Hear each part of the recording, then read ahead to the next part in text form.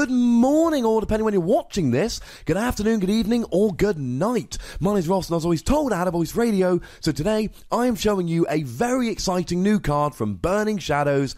It's Vileplume, although, just before we start, no, it does not block item cards.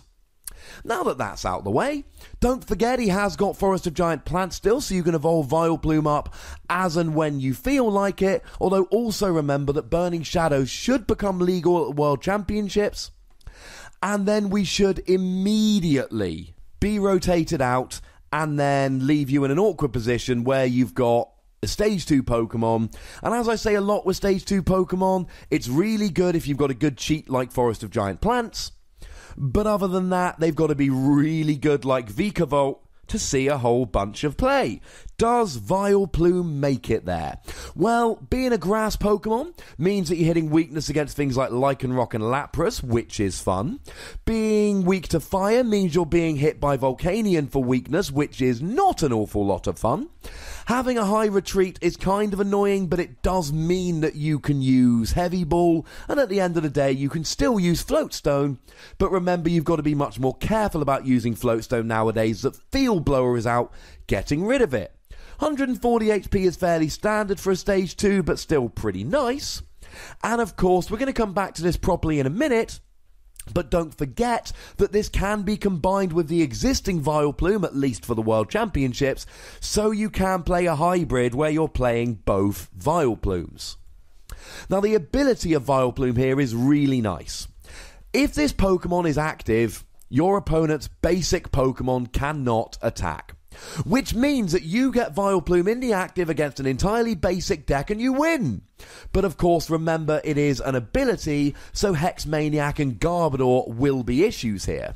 What's really fun is that it looks like Hexmaniac and Garbodor will both be rotated after the World Championships, meaning all we'll have for ability lock is Alolan Muck.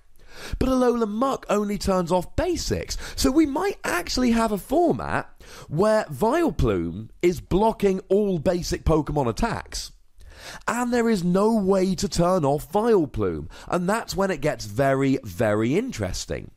Because if this ability is not turned off, you shut entire decks down. Volcanion generally plays no evolution Pokemon. Lapras generally plays no evolution Pokemon. Both of those decks will be entirely defeated as soon as you get a Vileplume out. Although your opponent could always play something like a Lysander, because of course Vileplume's ability only works when it's in the active. And even where the entire deck isn't basic focused, you might have cards like Tapu Lele, Tauros, Drampa, etc. that your opponent wants to attack with, and you can now use Vileplume to force your opponent into attacking with something that they don't really want to be attacking with. Here's the big problem though. Most decks nowadays have evolutions in. We've seen Metagross on the rise lately. That's an evolution. We've seen Tapu Bulu doing really well, but it generally gets combined with either Lurantis or Vikavolt. So your opponent can just use them to attack if they need to. Drampa's a really good Pokemon, but it's generally paired with either Garbodor or Zoroark, both of whom are evolved Pokemon, and that really is going to be the big problem for Vileplume. It will shut down basic decks, but how many basic decks are going to be out there? Pokemon really are going towards an evolution-based format, and I suppose Vileplume is just more proof that Pokemon is really trying to stop you playing basics. But then again, if everybody stops playing basics because they're playing evolutions, how much use does Vileplume really remain? Now, the attack here is actually pretty good as well. Now, it's expensive at a grass colourless, I grant you that. But 60 damage, flip a coin, heads your opponent's active is asleep. Tails, they're confused, and if you want to try and manipulate which status condition they take, you can always use the Victini from Guardians Rising, and then hopefully they'll end up getting the coin flip that you like, because sometimes asleep is good because they can't attack, but sometimes you just need the extra damage so you want to confuse them to take it to a coin flip. Confusion, flip a coin, if Tails the attack fails, you flip when they try and attack, and they take 30 damage. So sometimes they'll flip heads and it's as if they're not even confused. But it's still a useful thing to do, ladies and gentlemen. And sometimes it's going to be absolutely crucial. Stopping them attacking is good. Stopping them attacking while doing damage, that's even better. So this attack is nice. You pop a choice band on Vileplume, you're doing 90 damage. That's enough to 2-hit KO EXs and basic GXs. And the whole time here, you're just chilling there with special conditions. Yay! And of course, what really helps with special conditions? The other Vileplume. Now, this is a Vileplume with which we should all be familiar at this stage, but I know not all of you play loads, so let me remind you.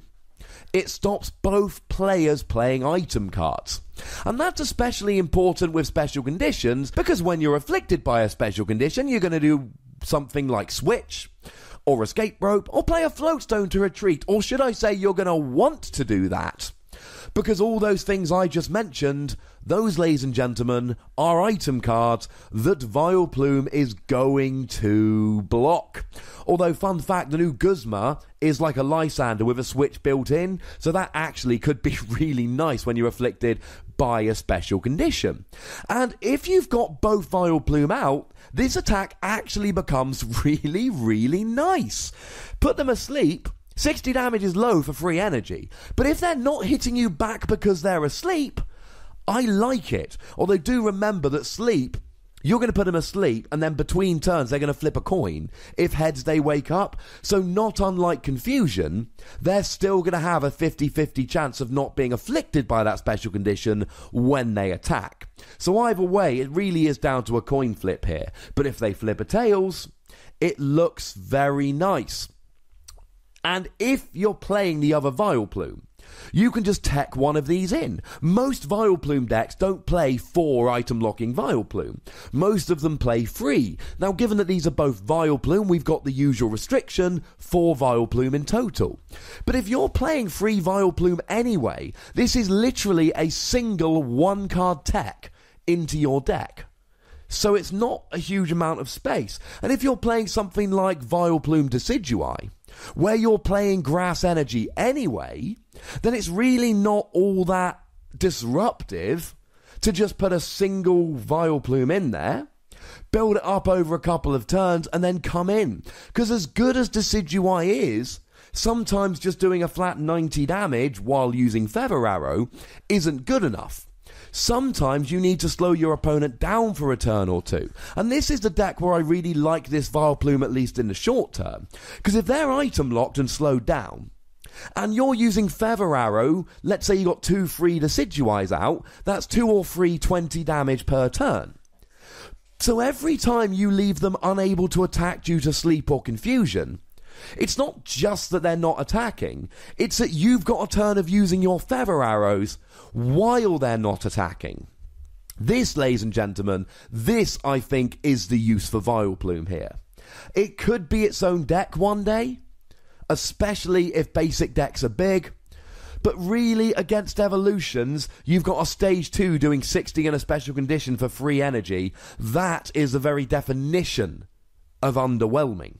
But as a 1-card tech in Vileplume Decidueye to use in some matchups, and let's face it, if you're playing Vileplume Decidueye and you come across a Volcanion, you stick this Vileplume in the active and that might just win you the game. And then you've got as long as you want. And as long as you've got enough turns to attack and get the KO before you deck out, you've basically won. So I suppose it's not just the special conditions that make this a good tech, it's that the ability will literally win some matchups.